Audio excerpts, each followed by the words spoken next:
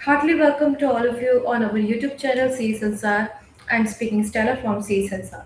Today we are back within the interesting topic APR Filing Guide. For that, our special guest is CA Kishore sir. Thank you so much, sir, first of all, joining us and also giving you valuable time. Sir will be guide us the APR filling and also properly information.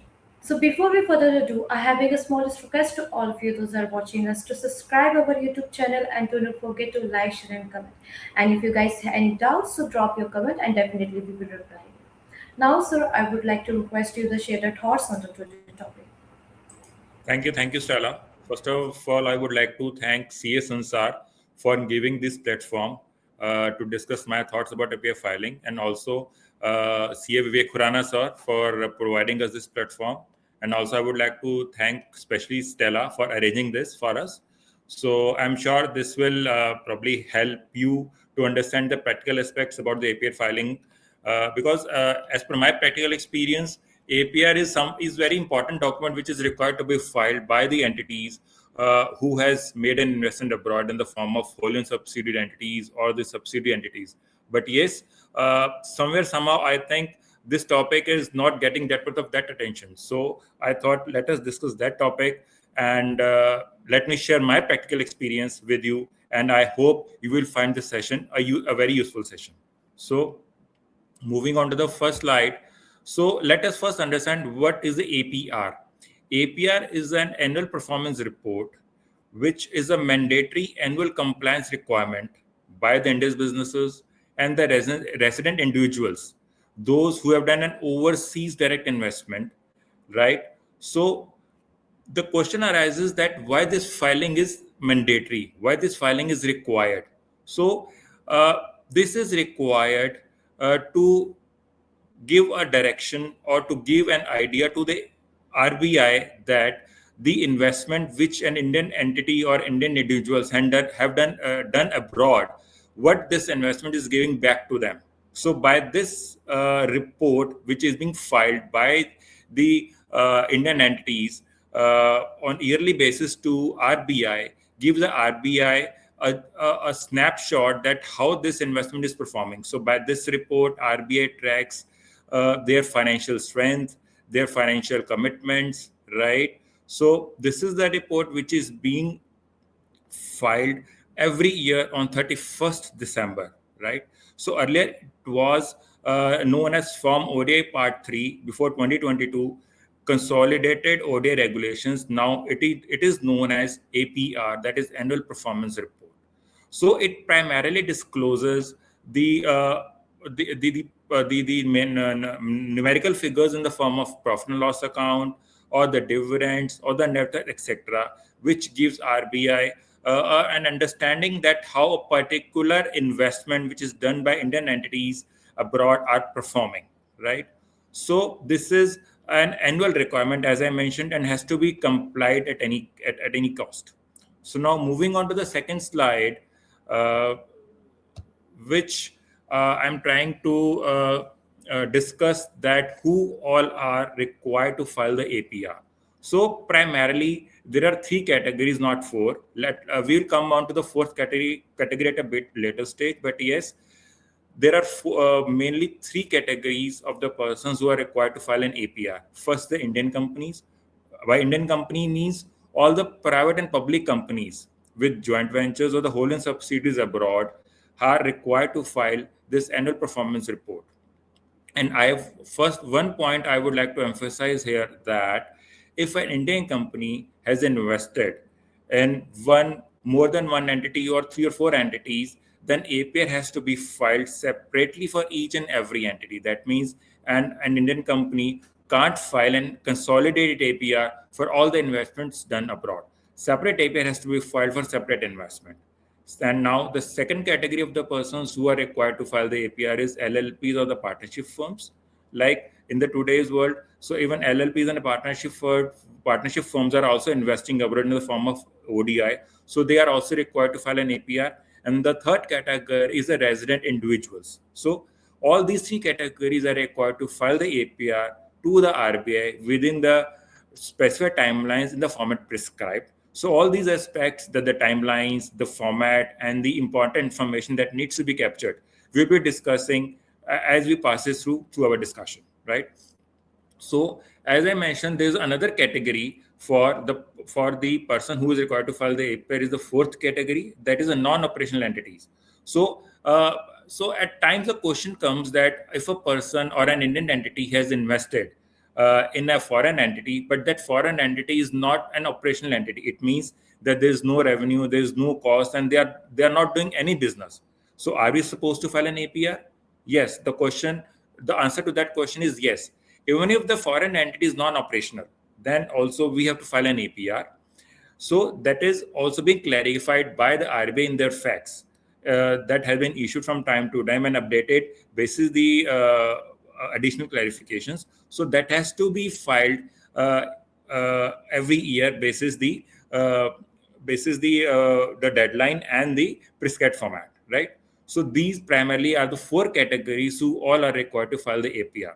Now, a practical challenge which I want to discuss here specifically for the benefit of all is like, let me give you a situation. Likewise, an Indian entity, or let us take an example. There are three Indian entities who collectively have invested in a foreign entity which is based out of, say, Dubai, right?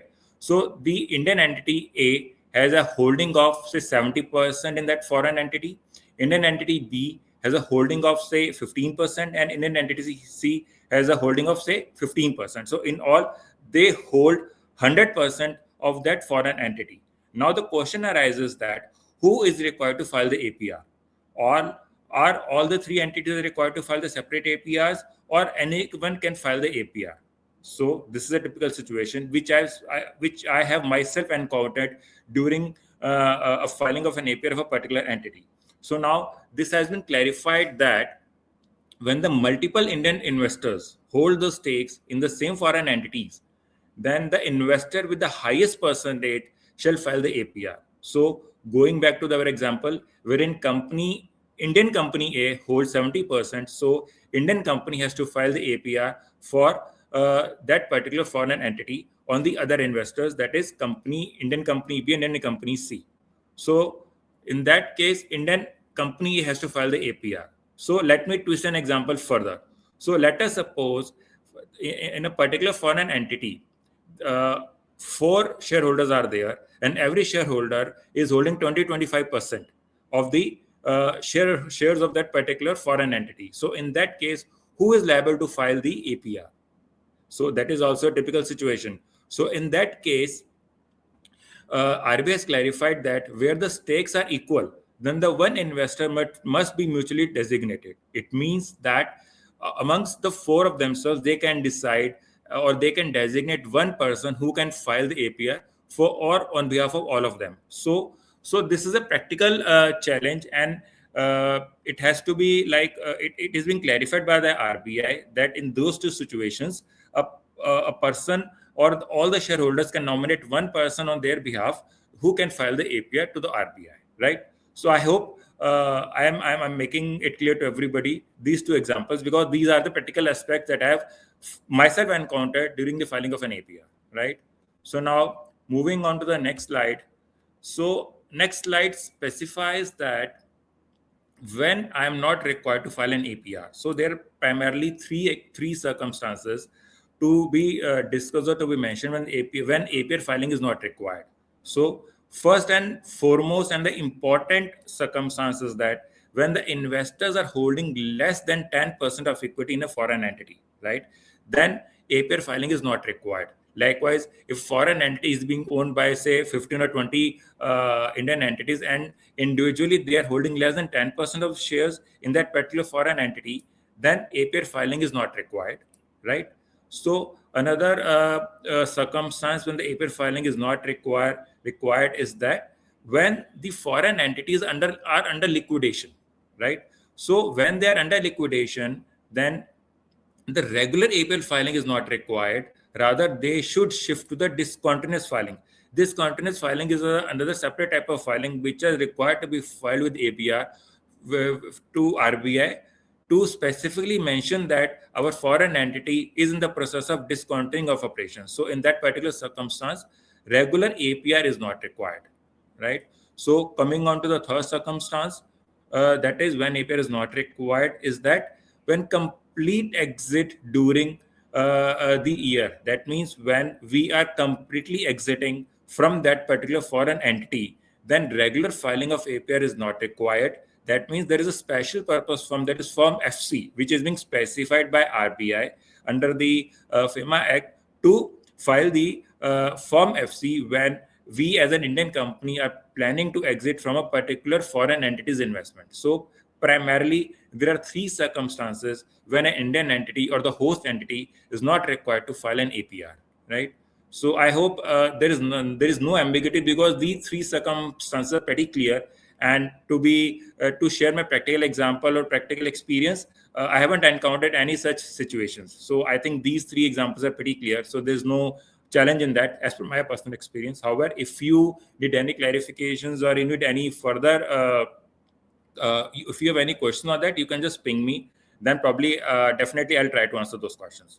So now, moving on to the next slide, that is the what are the primarily steps which we as a filer are required to follow. So what I have tried to capture is that total 5 steps which we as a filer have to follow. First is that we have to collect the information which we are required to fill in the APR. So APR is a 4 or 5 page document which is being issued by RBI to file with designated AD bank. So it primarily includes the information about the name of the foreign entity, the shareholder of the foreign entity, the UIN. UIN is basically a unique identification number, and it is a 13-digit number which is being issued by RBI to every foreign entity, right? So it has to be mandatorily entered on that particular APR, because without that, that APR can't be tracked. So it has to be mandatorily mentioned on that particular format of the APR. So the primarily prerequisites are the share certificates, the audited financials of that particular foreign entity, the FIRCs, and the bank advisors are to be annexed with my APR format.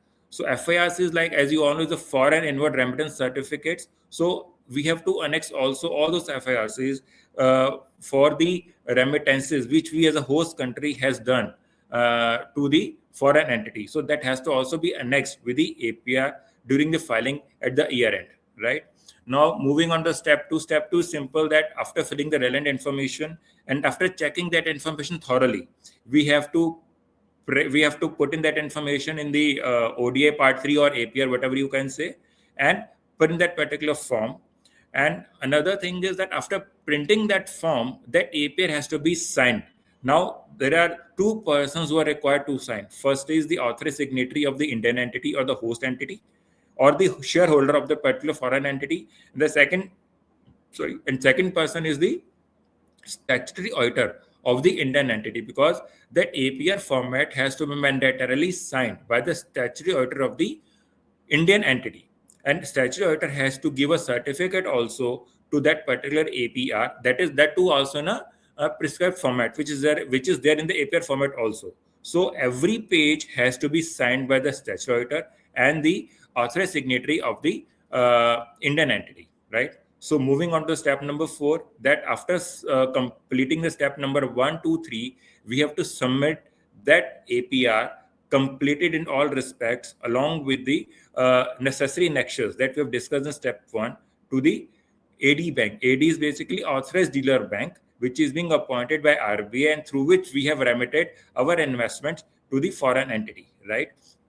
And one more thing I want to clarify and I want to emphasize here is that after the summation of APR, we have to make sure that we have to obtain the acknowledgement also, because acknowledgement is very important. Because in my practical experience, I have seen that even after submission of APR, bank may come to you, or AD may come to you after, say, 1 or 2 months, that, sir, we are not you have not filed your APR, so you're requested to file. But we as a company has already filed, so we have to show that particular acknowledgement at point in time to prove that we have already submitted the APR, right? So that acknowledgement is very important. We have to preserve that acknowledgement for our records, right? So these are the step-by-step guide to file the APR. So now, if I move on to the next, I'm moving on to the next slide. So next slide explains that when are the audit financial statements mandatory? That means the question that often come to us is that whether for filing the APR, whether the audited financial statements of subsidiary are required or not, or whether the financials are to be audited or not. So here the golden rule is that when the Indian entity has a control and the host company law requires audit, then audit financial statements are required. To elaborate further, it means when Indian entity is holding more than 10% of the control of the foreign entity, and the second aspect is when the host country, that is the foreign entity's laws, require the audit, then the audit financials are mandatory for submission of APR. So, for an example that we discussed earlier also during our discussions is like an Indian entity is holding 15% of stake in an entity which is located outside, which is located in Dubai, and also Dubai laws requires to get the audited done of the financial statements. That means we have to get the financial statements audited of the uh, foreign entity, and those audited financial statements have to be submitted along with the APR submission when we're submitting the APR to the RBI, right? So now we are coming on to the scenario B, wherein when we are not holding the 10% or we are holding less than 10% of the capital of a foreign entity, right? And also the host country laws doesn't require the audit, then we are not required to get the audited financial statements of the subsidiary entity or the foreign entity. So in that case, for the purpose of filing APR, the unaudited financial statements can be attached with the APR. However, there is a catch that unaudited financial statements have to be certified by the statutory auditors of the Indian entity, right? So we have discussed two scenarios. So there's a golden rule that we have to remember every time to answer this question whether the audit financial statements are necessary or not for the subsidiary entity. So the golden rule is that we have to check whether Indian entity is holding 10% or more and host country law requires audit or not. If the answer to these questions is yes, then audit is required, and if answer to these questions is no, then audit is not required, right? So this is a golden rule that we have to remember and that we have to follow every time while summation of the APR. So now moving on to the next slide, where I have just tried to capture the key sections of the APR. So the key sections implies that the key information that we need to put in the APR while in the APR during the filing. So the APR primarily requires four important, you can say, sections. What is the capital structure? Another in the operational and financial performance. Third one is the repatriation of dues, and fourth one is the AD bank verification. So these are the four important points or four important information that we need to capture or put in the APR. So first one is the capital structure.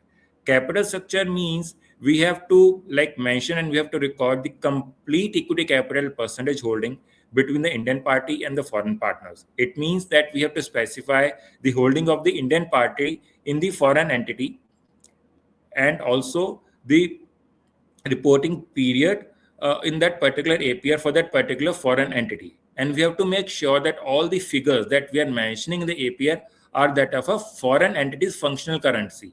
It should not be in INR or it should not be in USD. We have to make sure that it should be in the foreign entity's functional currency. That is the main aspect. That is foreign entity's functional currency, right?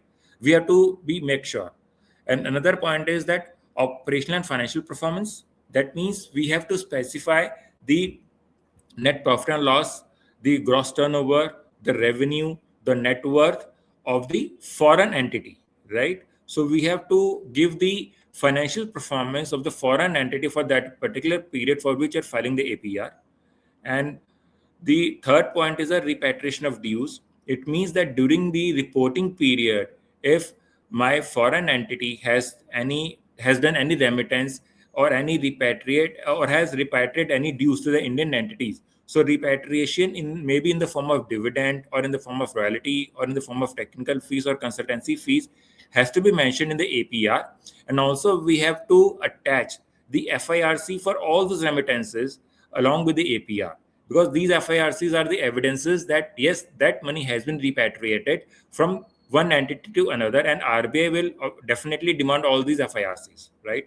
So the last and the foremost and the one of the important point is that we have to submit the APR along with all the supporting documents.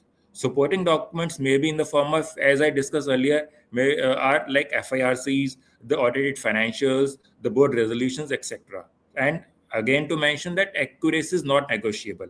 We have to make sure that any information that we are giving here should be correct, should be error free, and should be 100% matching with the supporting documents, because if there are any discrepancies, that can trigger to non-compliance and flag the other and flag our account as and flag our account as non-operative, or maybe subject to certain ODI regulations and restrictions, right? So we have to keep in mind all these 4 points while filing the APR. So now moving on to the next slide. Next slide. No, yeah. Next slide is the consequences of missing the APR deadline. As I mentioned that the deadline for filing the APR is 31st December every year. So if we as a company, or we as a person who is controlling more than 10% in a foreign entity, fails to file the APR within the designated timeline or the 31st December, then these are the four, you can say, consequences that are there for not filing the APR on time. First, the late submission fee. So the late submission fee is rupees 7,500. 7,500. So it is applied on per APR. Per APR, as I mentioned in my previous slide, that if a person is holding 10% or more in four different entities, and if he has delayed the filing of all four APRs, then the penalty should be 7,500 into 4, right? So 7,500 is per APR delay. So now moving on to the second penalty. Second penalty is a compounding of penalties. So 7,500 is a one-time penalty. And if I don't file the APR, then that penalty goes on compounding, and that can range up to 300% of the investment value. So that is a very huge amount, right? So we have to make sure that we file the APR well within the time, because as you see that non-filing of APR could lead to a high monetary penalties. Apart from high monetary penalties, there are certain other operational blocks also which could be imposed on us if we don't file the APRs. So operational blocks could be in the form of restriction on ODI remittances, and flag the accounts internally until the entire blockage is clear. It means that our account may be flagged as maybe flagged as a freezed account, wherein we are unable to perform the regular day-to-day transactions, which may eventually lead to the suspension or suspension of our account with the RBI. So that will lead to our business operations. So we have to be very careful in filing the APRs, and we have to make sure that all these filings are to be done well within the time, right?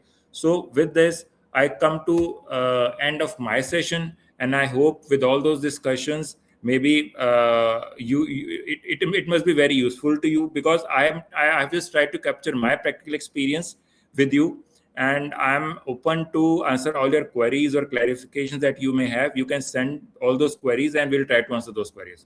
Thank you, Stella. Over to you. Wow, sir, very wonderfully you explain and all the information the step by step within your experience. Is it very much clear? Like you mentioned the all the point which is the needed. So hope those are watching us to they understood. And please guys, if you're having any doubt, please drop your question and definitely we will answer it. So again, sir, thank you so much for joining us and also giving your valuable time. Thank you so Thank much, you, sir. Stella. Thank you. Thanks.